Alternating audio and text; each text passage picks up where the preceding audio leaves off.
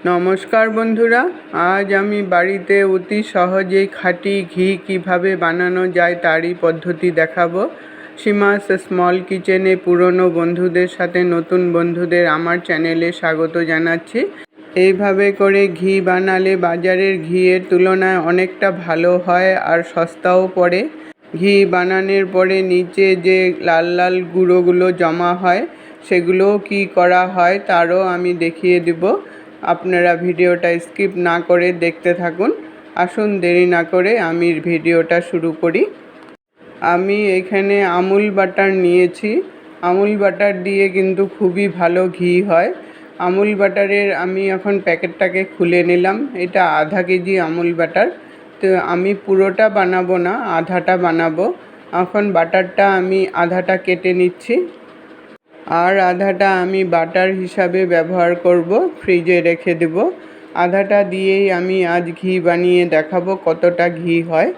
আমি আধাটা পিস আমি এখন একটা কড়াইতে দিয়ে দিলাম। কড়াইতে দিয়ে এখন মিডিয়াম আঁচে রেখে এটা মেল্ট হওয়ার জন্য অপেক্ষা করব। আস্তে আস্তে করে মেল্ট হয়ে যাচ্ছে দেখুন। বাজার থেকে যে ঘিগুলো কেনা হয় সেগুলো সেরকম একটা গন্ধও থাকে না, আর এইভাবে করে ঘি বানিয়ে রেখে দিলে দারুণ একটা গন্ধ থাকে। আর কোনো কিছুর মধ্যে যখন ঘি দেওয়া হয় বেশ সুন্দর একটা গন্ধ আসে। বাটারটা আমার পুরোপুরি মেল্ট হয়ে গেছে। এখন এইভাবে করে মিডিয়াম আঁচে রেখে অনবরত নাড়তে থাকতে লাগবে। না নাড়লে নিচে যে গুঁড়োগুলো জমা হতে থাকবে ওগুলো পুড়ে যাবে। এইভাবে করে একদম ফেনা উঠে যাবে, তথাপিও কিন্তু নাড়াটা বন্ধ করা চলবে না। নাড়তে নাড়তে দেখবেন সুন্দর একটা গন্ধ চলে আসে ঘিয়ের, আর একটু ব্রাউন ব্রাউন কালার হয়ে আসে। তখনই বুঝবেন যে আমার ঘিটা তৈরি হয়ে যাচ্ছে।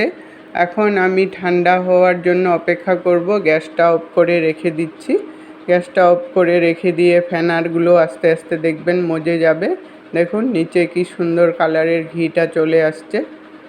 আমি একটু ঠান্ডা হওয়ার জন্য অপেক্ষা করব, তারপরে বোতলে ঢালবো। আমার ঘিটা ঠান্ডা হয়ে গেছে, এখন আমি বোতলে ঢেলে নিচ্ছি। ওপর থেকে আস্তে আস্তে করে উঠিয়ে নিয়ে তারপর বোতলে ঢালতে হবে। বেশি জোরে নাড়ানাড়ি করলে নিচের গুঁড়োগুলো মিশে যাবে, এই জন্য ওপর থেকে আস্তে করে নিয়ে ঢালতে হবে। আমার ঘিটা পুরোপুরি ঢালা হয়ে গেছে বোতলে। ঘিটা ঢালার পরে নিচে দেখুন কতগুলো গুঁড়ো জমা হয়েছে। এই গুঁড়োগুলো কিন্তু ফেলে দিবেন না। এই গুঁড়োগুলো দিয়েই ভাত মেখে ভাজার সাথে খেতে খুবই ভালো লাগে। যেহেতু এটা সল্টেড বাটার তাই নুনও মাখতে হয় না, এই গুঁড়ো দিয়েই ভাত মাখা হয়ে যায়। এই গুঁড়োগুলো কিন্তু মুড়ির সাথেও খেতেও খুবই ভালো লাগে।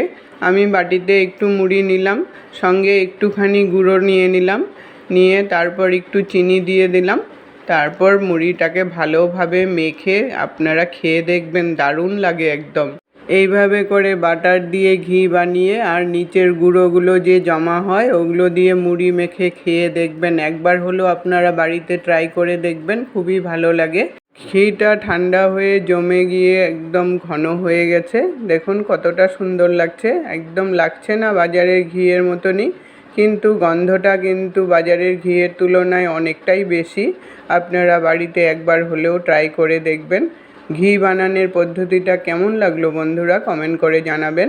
যদি ভালো লেগে থাকে লাইক দিয়ে শেয়ার করে সবাইকে দেখার সুযোগ করে দেবেন। এতক্ষণ সঙ্গে থাকার জন্য অসংখ্য অসংখ্য ধন্যবাদ। আবার দেখা হবে নতুন রেসিপির সাথে।